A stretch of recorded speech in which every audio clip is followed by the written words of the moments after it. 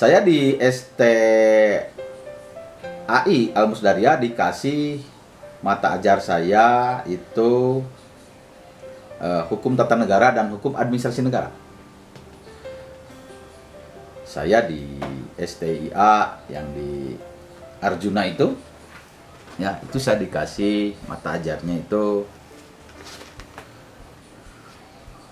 PIH, pengantar ilmu hukum.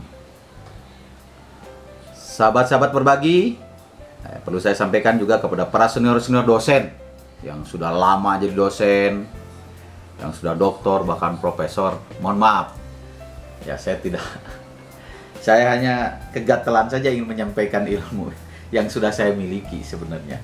Padahal masih sangat minim sekali ilmu saya tentang masalah kedosenan. Tapi begitu saya tahu, saya ingin sampaikan kepada sahabat-sahabat. Ya, terutama sahabat-sahabat yang memang saat ini sedang di SMA, D1, ya, dan mungkin di S2. Saya nggak terlalu berani lah yang sudah di perguruan tinggi, yang S2, S3 sana. Karena saya juga hanya ingin menyampaikan hal-hal yang normatifnya saja. Hal yang normatifnya saja tentang masalah jadi dosen. Ya, ketika perguruan tinggi menerima, si perguruan tinggi itu tadi memberikan jadwal ke kita.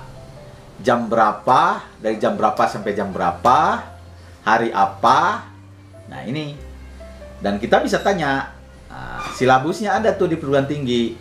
Dan kita juga bisa punya sendiri. Sahabat-sahabat, ketika kita sudah dikasih jadwal oleh perguruan tinggi, ya kita belajar.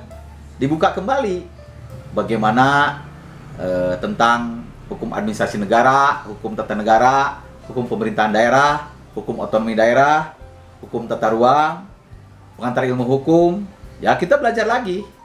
Dan kita buatkan PowerPoint-nya ya oleh tim kita, ada saudara kita di rumah yang buatkannya. Kita pelajari semalaman dan kita ajarkan di perguruan tinggi dengan sahabat-sahabat. Dan kita, ya dosen saya ini bukan berarti ketika ada di ruang kelas, ada di depan bukan berarti segalanya bisa, bukan berarti segalanya mampu, cuma statusnya aja dosen. Padahal mungkin golongan dosen yang belum menjadi dosen yang benar kan itu. Mohon maaf sahabat. Ya, jadi kembali lagi bahwa setuju dengan normatifnya S2, tapi kembali lagi bahwa kemampuan dosen juga kembali kepada kemampuan pribadinya, interpersonal skill, kembali ke kepiawaian dirinya, bagaimana cara menerangkan. Ada dosen-dosen yang istilahnya itu dosen killer katanya.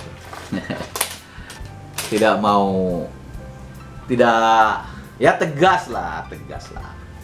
Tegas, cuma dipandang orang, mungkin dipandang mahasiswa jutek, padahal itu dosen punya cara. Dan dosen yang saya yakin pinter, guru lah. Ada juga dosen yang membuat ngantuk, ada ya. Tapi dosen banyak hal lain yang lebihnya ya. Dan mungkin saya punya cara tersendiri. Dan kita harus sepakat bahwa tidak boleh pernah menyepelekan kemampuan orang siapapun. Karena sekecil apapun orang, ya, makhluk yang ada di dunia ini pasti ada manfaatnya. Dalam sebuah mobil yang mewah juga, dicabut kontribusinya aja dan mati itu. Artinya hal kecil itu bisa mematikan.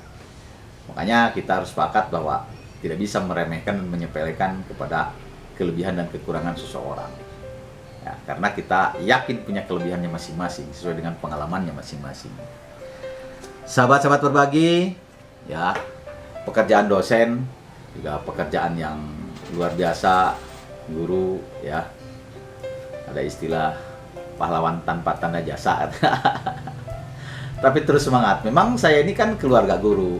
Ibu saya pun biang, ya, itu juga seorang pensiunan kepala sekolah SD. Adik saya guru PAUD, adik saya guru SMA 1 tuh di sana Sukabumi. Ya. Saya keluarga guru. Bibi, Wa, Ece ya guru. Saya ada basic juga guru ini. Senang mengajar, senang ngobrol dengan mahasiswa, ya. Senang tukar pikiran dengan mahasiswa. Jadi intinya, sahabat, untuk seorang dosen ini harus memiliki ilmu yang tren saat ini, yang digabungkan, dipadukan, dimasukkan ke materi yang kita ajarkan. Tata negara misalkan, masukkan ke kondisi-kondisi yang aktual hari ini. Ya, masalah hukum dan sebagainya dimasukkan ke kejadian-kejadian yang aktual saat ini, seperti urusan corona. Ya, itu ada aturan-aturan yang dikeluarkan oleh presiden dan sebagainya. Itu masuk ke aturan-aturan hukum spesial sebenarnya, hukum spesial dalam kondisi-kondisi darurat seperti ini.